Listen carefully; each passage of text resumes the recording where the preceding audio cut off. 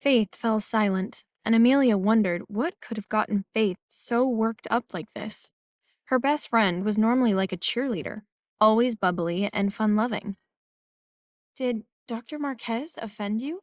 He's kind of nosy and likes to gossip, but he means well. Faith let out a meaningful sigh. Uh, no, let's not talk about that. I came here for you. How are you feeling? Seeing that Faith didn't want to dwell on what had upset her, Amelia dropped the subject for now. I actually feel 75% better. It's crazy. Faith gave her a teasing smile.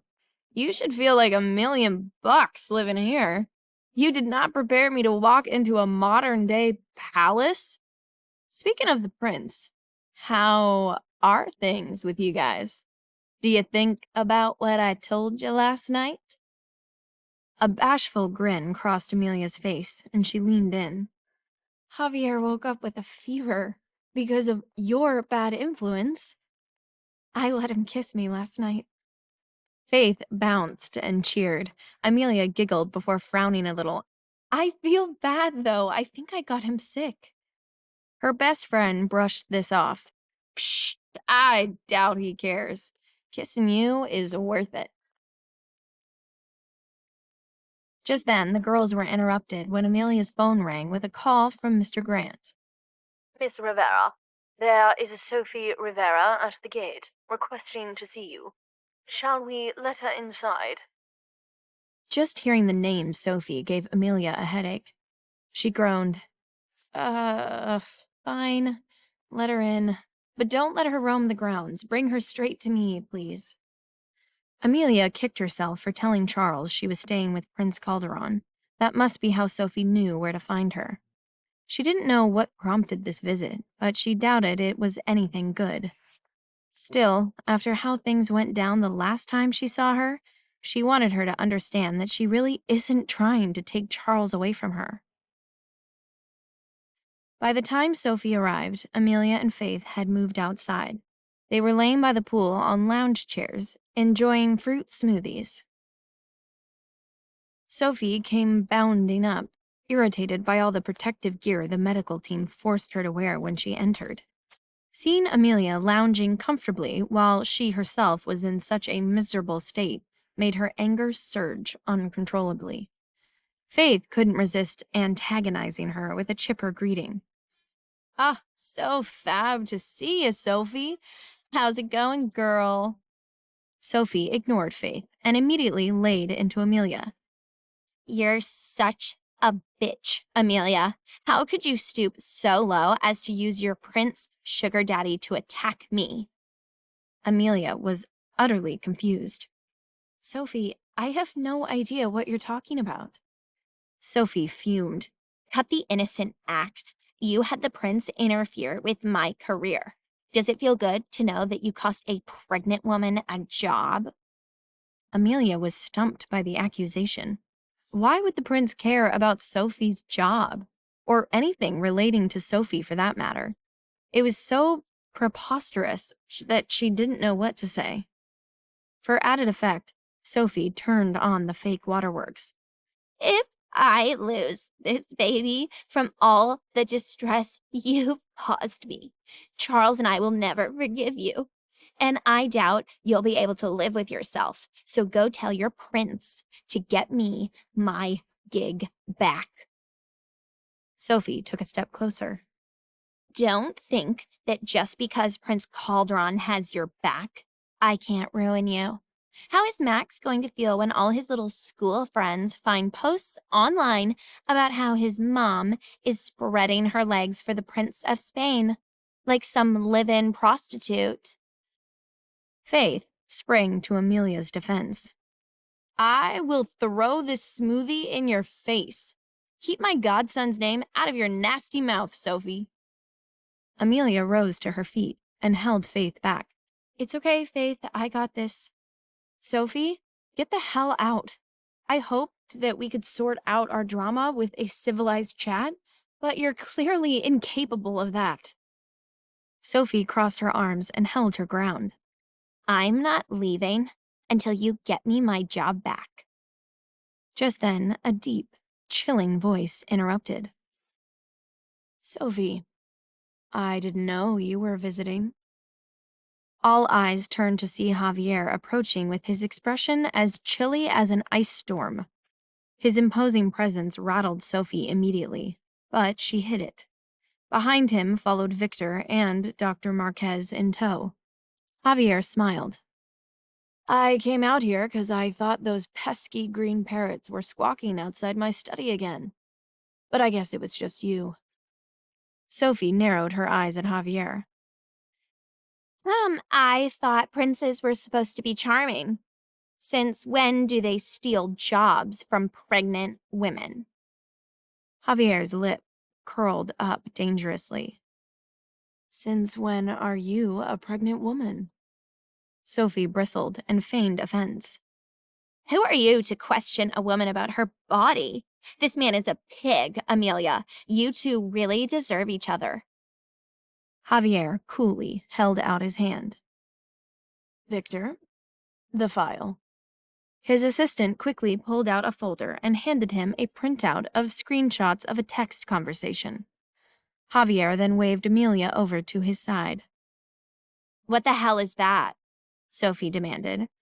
Javier held up the documents. "These here are the receipts of a conversation between you and an ultrasound technician named Edgar White." In that instance, Sophie's face turned as pale as a ghost. Javier handed the documents to Amelia, and she quickly read through them. Amelia couldn't believe her eyes. She turned to Sophie in disgust. "Sophie, is this real? Did you and your mom really pay this man to fake your pregnancy?" Amelia's face darkened as she approached Sophie. "How could you lie to Charles like that? He's a good man." Real tears began to stream down Sophie's face. A good man. He was so clearly obsessed with you the entire time you were together. The second you came back into his life, he was ready to toss me out like trash to be with you. Do you know what that feels like? To always be the second favorite in line behind you? Even dad likes you more. No matter how bad you fuck up, you're still his perfect little angel. It's not fair. On some level, Amelia's heart did ache for Sophie. Her sister had been insecure their entire lives and was always jealous of anything Amelia got that she didn't.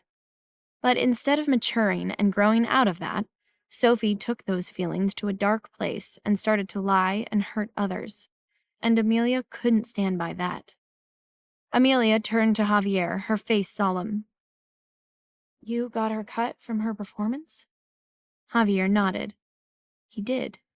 Amelia furrowed her brow, displeased that he did that without telling her. But that was a private discussion for them to have later. She then asked, "Can you get her the gig back?" He nodded again. Amelia took a step toward Sophie, and her sister flinched, nervous. Amelia frowned. "I'm not going to hit you. I wouldn't do that." Amelia shook her head, then gave her a firm proposition.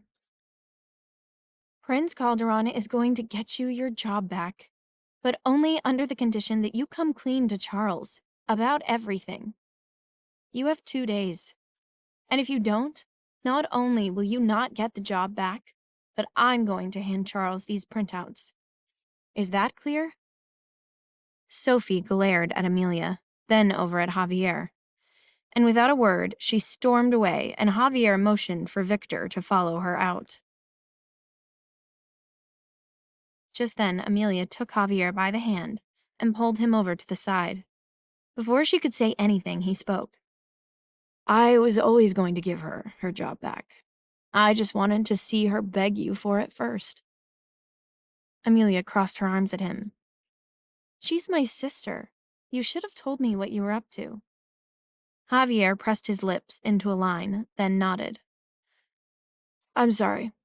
You were sick and I was upset. It drove me mad that she hurt you twice under my watch." His eyes drifted down to her chest, and his fingers softly traced her skin where Sophie had burned her with hot coffee. The touch sent shivers through her. She looked up at him and raised a brow. "So I'm under your watch, am I?" The prince gave a soft grin and leaned in. "Do you want to be?" The pair were just inches apart when the doctor reminded them of his presence. "Didn't I tell you two to stay apart? How long did that last?" "They were having a moment," Faith chided Manuel for killing the mood. Manuel sniped back. "And I'm doing my job." Javier shot him a look. "Are you this rigid when your wife is sick? How does she put up with you?" Faith's heart clenched at the sudden mention of his wife, and Manuel snuck a look at her. Oblivious of their past, Amelia was eager to bring the two of them together. "Faith, come here. I know you two met earlier, but as Max's godmother, I wanted to officially introduce you to Max's godfather. This is Manuel. Manuel, this is my best friend, Faith." The air around the two pairs suddenly grew awkward, and no one spoke. Javier and Amelia glanced at each other, confused about the weird vibes. Amelia chimed in again to smooth over the awkwardness. "I was telling Faith earlier that Manuel is quite the gossip.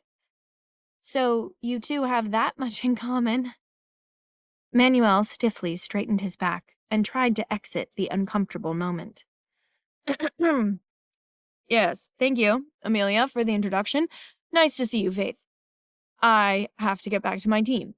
But the next time I catch you two closer than 10 feet apart, I'm going to spray you with water like cats."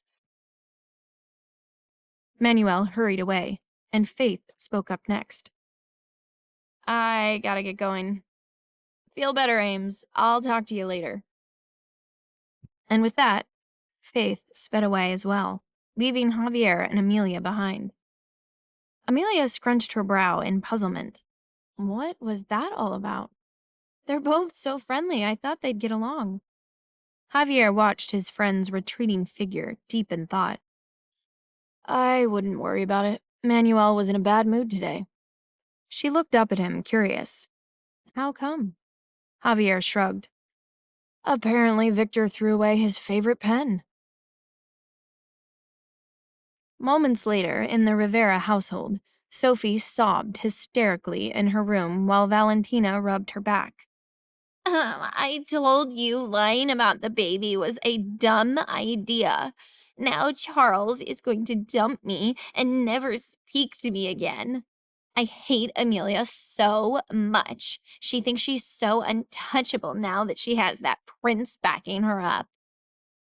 Her mom caressed her hair, trying to comfort her. "Don't worry, baby. Amelia can't keep that prince of hers forever. Just the other day, I read a gossip article that said he's engaged to marry that pretty Sans girl. Once that happens, Amelia will be nothing to that man. An afterthought." Hearing this, Sophie froze. "Mom, are you talking about Paloma Sans?" Valentina perked up. "Yes, that's the one. Such a beautiful girl." Sophie and Paloma were old acquaintances. They met during a summer semester abroad in college and stayed in touch over social media. Just then, Sophie sat up in bed with an idea. "I know Paloma. I saw her post that she's in Miami right now. I think she and I are overdue for a catch-up. I'm gonna text her to see if she wants to grab drinks." Sophie's face contorted into a devilish grin.